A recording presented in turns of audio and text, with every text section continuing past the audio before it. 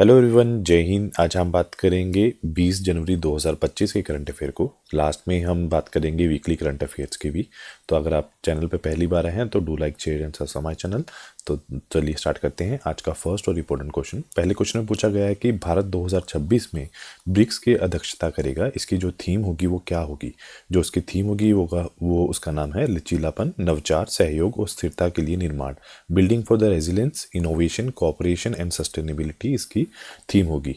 उसके बाद कुछ फैक्ट्स को भी देखते हैं। तो अगर हम बात करें, जो अब की बार ब्रिक्स समिट होगा वो 18वां एडिशन होगा जो 2026 की अगर हम बात करें तो इसे होस्ट कौन करेगा, इसको भारत करेगा। और भारत चौथी बार इसको जो है मेजबानी करने जा रहा है। पहली बार उसने 2012 में की थी, दूसरी बार 2016 में, तीसरी बार 2021 में और चौथी बार 2026 में करने जा रहा है। अगर बात करें हम लोगो और थीम की बात करें तो जो लोगो है वो कमल के फूल से प्रेरित है, जिसका जो यूनिटी इन डाइवर्सिटी को दर्शाता है। तो इसमें हमने क्या किया है, ब्रिक्स में जितने भी देश हैं उन सबके झंडों के रंग को भी शामिल किया है।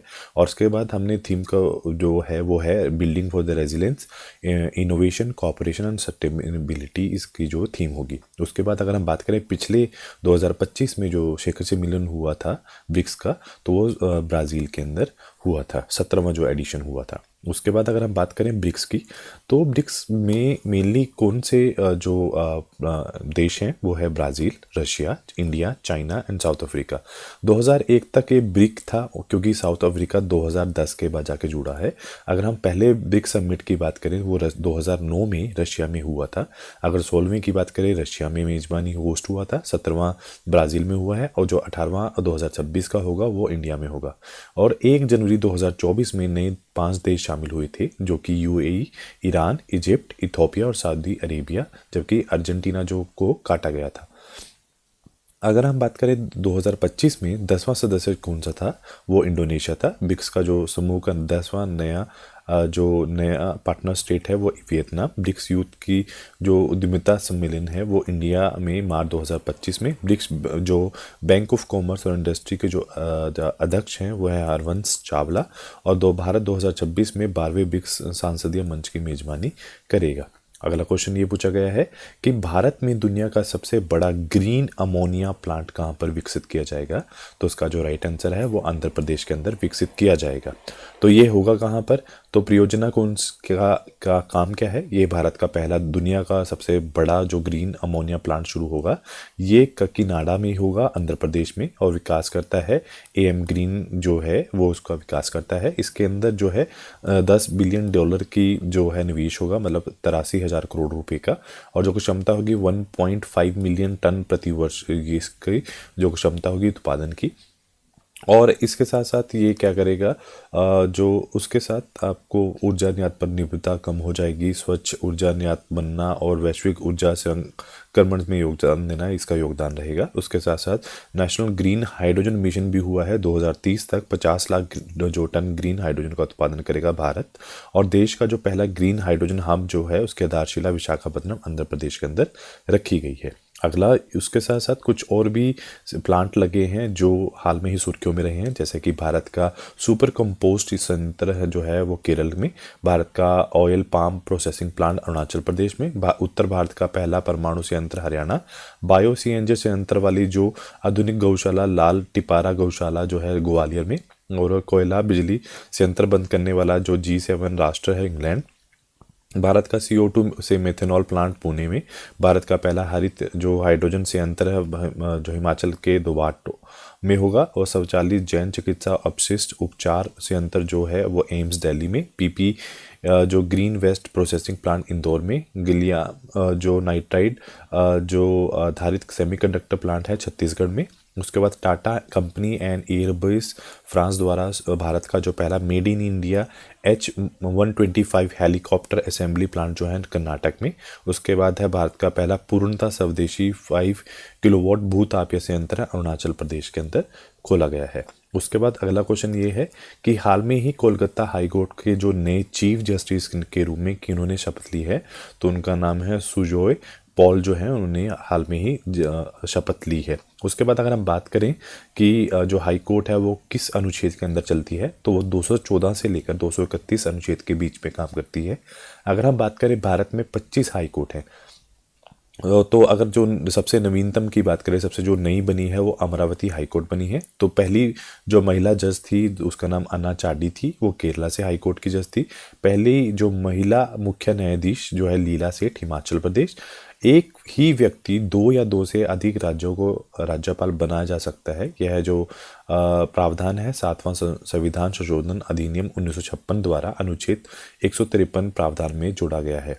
एक चीज और याद रखोगे, जो चीफ जस्टिस की नियुक्ति कौन करता है? राष्ट्रपति द्वारा, अनुच्छेद 217। चीफ जस्टिस की जो शपथ होता है वो राज्यपाल के समक्ष, अनुच्छेद 219। हाई कोर्ट किसी भी अनुच्छेद की तहत रिट जारी कर सकता है, अनुच्छेद 226। हाई कोर्ट किसी भी अनुच्छेद के तहत कोर्ट ऑफ और रिकॉर्ड है 215। उसके बाद देश का सबसे बड़ा जो कोर्ट हाई कोर्ट परिसर है रांची में। क्षेत्रीय भाषा में जो फैसला प्रकाशित करने वाला जो पहला हाई कोर्ट है केरल हाई कोर्ट, मलयालम। और मासिक ई विचारण नीति शुरू करने वाला जो पहला हाई कोर्ट है वो है सिक्किम हाई कोर्ट। अगला क्वेश्चन ये पूछा गया है कि जो विजय हजारा ट्रॉफी है 2025-2026 वो किसने जीती है? तो विदर्भा ने वो पहली बार अपने नाम की है। आपको ये ध्यान रखना चाहिए कि कब चली है विजय हजारे जो ट्रॉफी है 2025 और 2026। ये 33 एडिशन था, जिसकी अवधि 24 दिसंबर 2025 से 18 जनवरी 2026 तक चली। आयोजक कौन थे? बीसीसीआई थे। और ये एक तरह की लिस्ट ए क्रिकेट थी जो 50 ओवर की थी। उसके बाद इसमें कितनी टीम थी? 38 टीम थी। विजेता कौन है? विदर्भ जो पहली बार बनी है। उपविजेता कौन है? सौराष्ट्र। और प्लेयर ऑफ द सीरीज कौन है? अमन मकोड़े जिन्होंने 814 रन बनाए हैं। सर्वाधिक विकेट किसने लिए हैं? अंकुर पवार ने जो 25 विकेट ली हैं। और 2024 और 2025 की बात करें, मतलब पिछले विजय हजारे ट्रॉफी की बात करें, तो कर्नाटक इसका जो विनर टीम थी। उसके बाद अगर हम स्पोर्ट जगत की बात करें तो उसके साथ साथ रणजी जो ट्रॉफी 2024-2025 विदर्भ ने, जो सैयद मुश्ताक अली ट्रॉफी 2025 झारखंड ने, आईसीसी चैंपियंस ट्रॉफी 2025 भारत ने, आईसीसी महिला क्रिकेट विश्व कप 2025 भारत ने, महिला कबड्डी विश्व कप जो 2025 भारत ने, पहला ब्लाइंड महिला T20 क्रिकेट विश्व कप भारत ने, एशिया कप क्रिकेट 2025 भारत ने, जूनियर एशिया कप हॉकी जो है 2025 भारत ने, पुरुष हॉकी विश्व cup 2025 Germany, south Asian football federation cup 2025 Bharat ने अपने नाम किया है। अगला क्वेश्चन ये पूछा गया है, योवेरी मुसेवेनी जो हैं वो किस देश के 7वीं बार राष्ट्रपति बने हैं? तो उसका राइट आंसर है वो युगांडा के राष्ट्रपति बने हैं 7वीं बार। अगर बात की जाए युगांडा है कहाँ पर, तो पहले राष्ट्रपति का नाम क्या है? योवेरी मुसेवेनी, जो उन्होंने हाल में ही चुनाव में 71% जो वोट पाकर 7वीं बार उन्होंने सत्ता हासिल की है। मुसेवेनी 1986 से युगांडा के राष्ट्रपति हैं। युगांडा के बारे में देखा जाए, ये अफ्रीका लैंड है, ये पूर्वी अफ्रीका का एक देश है जिसकी राजधानी जो है कंपाला है। और अगर बात की जाए सीमाएं की, केन्या, तंजानिया, रावंडा और दक्षिण सूडान, कांगो लोकतांत्रिक गणराज्य इसकी सीमाएं हैं। अगर हम झीलों की बात करें, विक्टोरिया, अल्बर्ट झील और एडवर्ड झील इसकी मुख्य झील हैं।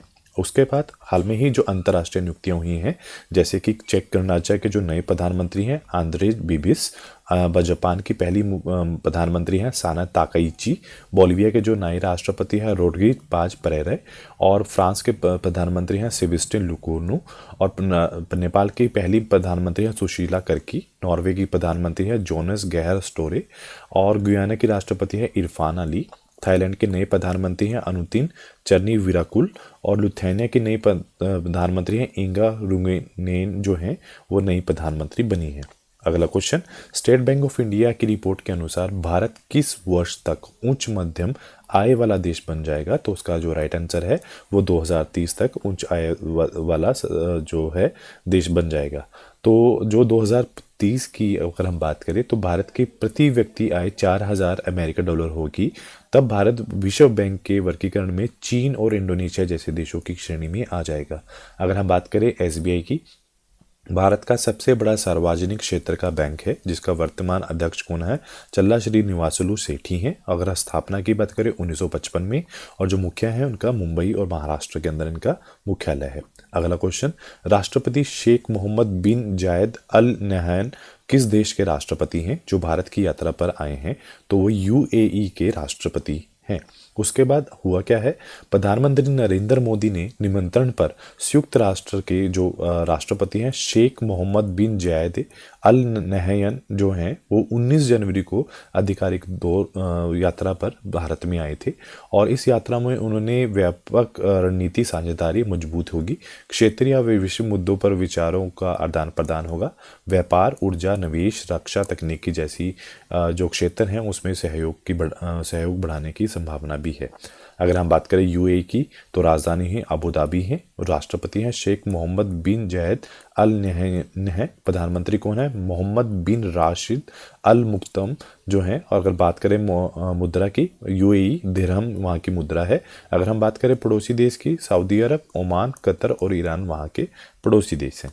अगले क्वेश्चंस की बात करें, अखिल भारतीय पीठासीन अधिकारी सम्मेलन किस राज्य विधानसभा में आयोजित किया गया है, तो उसका जो राइट आंसर है वो हाल में ही जो मध्य प्रदेश के अंदर शुरू किया गया है। सॉरी, मध्य प्रदेश में नहीं, ये उत्तर प्रदेश के अंदर शुरू किया गया है, यूपी में ये शुरू किया गया है। तो चलिए डिस्कस करते हैं। तो ये जो स्थान है उत्तर प्रदेश विधानसभा लखनऊ में हुआ है। ये कब हुआ है, 19 जनवरी 2026 से प्रारंभ हुआ है। समापन कब तक होगा, 21 जनवरी 2026 तक। उद्घाटन किसने किया है, लोकसभा अध्यक्ष ओम बिड़ला ने किया है।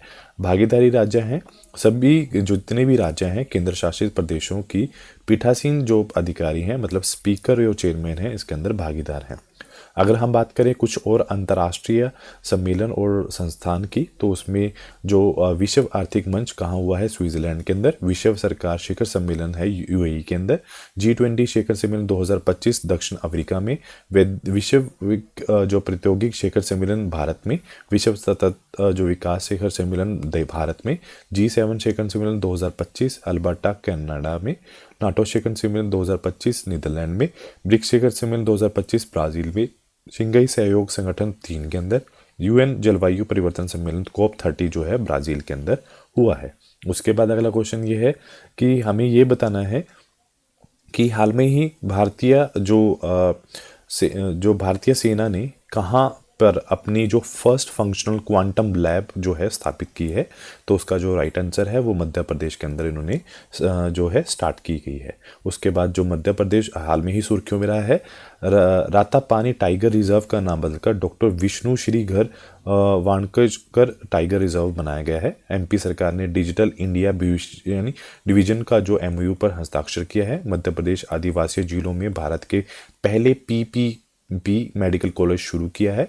Akhil Bharatiya MP growth summit का जो आयोजन है ग्वालियर में हुआ है। मध्य प्रदेश भारत का पहला रोलिंग बजट पेश करेगा। वीरांगना दुर्गावती टाइगर रिजर्व मध्य प्रदेश में चीतों का नया ठिकाना बनेगा। मध्य प्रदेश में अब तक की सबसे ज़्यादा बाघ की मृत्यु दर्ज की गई है, अगर हम बात करें पूरे देश में। उसके बाद नेक्स्ट क्वेश्चन ये पूछा गया है कि हाल में ही कबड्डी चैंपियंस लीग 2026 के जो पहला सत्र की मेज़बानी कौन करेगा, तो उसको हरियाणा इसकी मेज़बानी करने जा रहा है। अगर बात करें हम हरियाणा की, तो हरियाणा भारत की पहली हाइड्रोजन जो चलित ट्रेन है हरियाणा में चलेगी। हंसी जो है हरियाणा का 23वां जिला बनेगा। उसके बाद राष्ट्रपति जो द्रौपदी मुर्मू है उन्होंने अंबाला एयरबेस से राफेल जेट में उड़ान भरी है। गृह मंत्री अमित शाह ने मानेसर में विशेष अभियान परीक्षण केंद्र की आधारशिला रखी है। भारत का जो पहला QR अधिकृत ट्रैफिक चालान भुगतान जो है वो गुरुग्राम में शुरू किया गया है। नितिन गडकरी ने सोनीपत में पहले इलेक्ट्रिक ट्रक बैटरी स्वैपिंग जो स्टेशन का उद्घाटन किया है। हरियाणा सरकार ने महिलाओं के लिए लाडो लक्ष्मी योजना की मंजूरी दी है। हरियाणा ने चौथी सब जूनियर अंडर 15 राष्ट्रीय मुक्केबाज चैंपियनशिप हाल में ही जीती है। उसके बाद नेक्स्ट क्वेश्चन पूछा गया है कि हाल में ही बागरूम्बा नृत्य का उत्सव कहाँ पर किया गया है, तो उसका जो राइट आंसर है ये असम के अंदर किया गया है। उसके साथ साथ आसाम के जो राज्यपाल ने मूल्य आधारित शिक्षा हेतु संस्कारशाला की शुरुआत की है। आसाम ने शून्य गैंडा शिकार हासिल किया है। बॉम्बे नेचुरल हिस्ट्री सोसाइटी जनवरी 2026 में 6 गंभीर रूप से लापता गिद्धों को आसाम में छोड़ेगी। उसके बाद आसाम की जो नुमालीगढ़ रिफाइनरी लिमिटेड को 27वां नवरत्न का स्टेटस मिला है। कक्षा 10वीं विद्यार्थियों की बोर्ड परीक्षा के लिए आसाम में प्रेरणा योजना हाल में ही शुरू की गई है। अगला क्वेश्चन, हाल में ही किस राज्य ने ग्रामीण स्थानीय न्याय को हेतु 15वें वित्त आयोग से पहली बार अनुदान मिलेगा, तो उसका जो राइट आंसर है ये Sikkim is the right answer. उसके साथ साथ सिक्किम में जो सुर्खियों में रहा है, तुंगबुंग और पुमटोंग जो पुलित है उसको जीआई टैग मिला है, इनको जीआई टैग मिला है। नारी अदालत की जो योजना है सिक्किम में शुरू हुई है। सेबेस्टिकल अवकाश योजना शुरू करने वाला पहला राज्य अभी जो है वो सिक्किम ही है। भारत के पहले डिजिटल घूमत गाँव का जुगाड़करण भी सिक्किम में हुआ है। 2025 में महिलाओं के के लिए भारत का सबसे सुरक्षित जो राज्य है वो सिक्किम है। पीएम मोदी ने सिक्किम में 50 वर्ष पूरे होने पर स्मारक सिक्का जो है वो जारी किया है। अगला क्वेश्चन ये पूछा गया है कि हाल में ही किसने गृह लक्ष्मी डिजिटल जो मार्केटिंग पोर्टल लॉन्च किया है, तो उसका जो राइट ऑप्शन है वो है कर्नाटक सरकार ने शुरू किया है, तो सी इज़ द राइट ऑप्शन। तो हुआ क्या है, कर्नाटक सरकार ने जो महिलाएं उद्योगमी हैं उनके लिए एक नया पोर्टल लॉन्च किया है जिसका नाम है गृह लक्ष्मी डिजिटल मार्केटिंग पोर्टल है। इस पोर्टल के अंदर वो अपने उत्पाद ऑनलाइन बेच सकती हैं, बड़े बाज़ारों तक वो अपने जो भी उन्होंने उत्पाद हैं उनको पहुंचाने तक में उनको मदद मिलेगी। इसके लिए उत्पादों को प्रोत्साहन देना ताकि ग्राहकों को ऑथेंटिक और स्थानीय उत्पादक मिल सकें, और इससे वो क्या होगा, महिलाएं जो हैं वो फाइनेंशियली इंडिपेंडेंस होंगी और डिजिटल एम्पावरमेंट का एक महत्वपूर्ण कदम भी साथ में दिया जाता है। उसके बाद कुछ और भी ऐप हैं जैसे कि स्वेरेल ऐप है भारतीय रेल द्वारा बुकिंग के लिए, मित्र पोर्टल सैबी द्वारा म्यूचुअल फंड में निवेश को ट्रैक करने के लिए, सम्मान संजीवनी ऐप जो हरियाणा में जो महिला और किशोरी के सम्मान के लिए योजना की सुविधाओं को ट्रैक करने के लिए, भारत पोर्ट जो पोर्टल है सीबीआई भगोड़ों की जांच करने के लिए, स्कैन पोर्टल उपभोक्ता मामलों में खाद्य मंत्रालय द्वारा ये एक बनाई गई है। उसके बाद है एकलव्य पोर्टल जो है भारतीय सेना अधिकारियों को आधुनिक बनाने या युद्ध के लिए तैयार करने के लिए, अनदर्पण पोर्टल जो भारतीय खाद्य निगम द्वारा बनाया गया है। सक्षम जो ऐप है भारतीय निर्वाचन आयोग द्वारा 85 वर्ष से अधिक उम्र के व्यक्ति को घर से ही मतदान की सुविधाएं हैं। विजन पोर्टल है जितेंद्र सिंह वंचित बच्चों में कौशल विकास को बढ़ावा देने के लिए, और सुगम ऐप जो छत्तीसगढ़ में संपत्ति पंजीकरण के लिए प्रक्रिया को अधिक पारदर्शी बनाने के लिए, संकल्प ऐप जो है एनआईए द्वारा आपराधिक जो है ओटीटी प्लेटफॉर्म के लिए ये बनाया गया है, मतलब ट्रेनिंग वगैरह के लिए बनाया गया है। उसके बाद अगर हम बात करें जो वीकली करंट अफेयर्स की बात करते हैं, वीकली करंट अफेयर को हम डिस्कस करते हैं। केरल में जो अरलम वन्यजीव अभयारण्य है उसका नाम बदल दिया गया है, अरलम तितली अभयारण्य उसका नाम रख दिया गया है। अगर हम बात करें नीति आयोग के निर्यात तैयारी सूचक में 2024 में महाराष्ट्र सबसे ऊपर रहा है। राजस्थान के नागौरी अश्वगंधा को जीआई टैग मिला है। यूरोपीय संघ में अध्यक्षता साइप्रस ने संभाली है। भारत का पहला क्रॉनिक किडनी रोग जो रजिस्ट्री ओडिशा में शुरू होगा। पश्चिम बंगाल में मुरगंगा नदी पर गंगा सागर सेतु की आधारशिला रख दी गई है। कर्नाटक ने अपने नाम 44वां राष्ट्रीय खो खो चैंपियनशिप किया है और इसमें इसने महाराष्ट्र को हराया है। 2025 में महिलाओं के लिए सबसे अच्छा शहर की अगर हम बात करें तो वो बेंगलुरु है।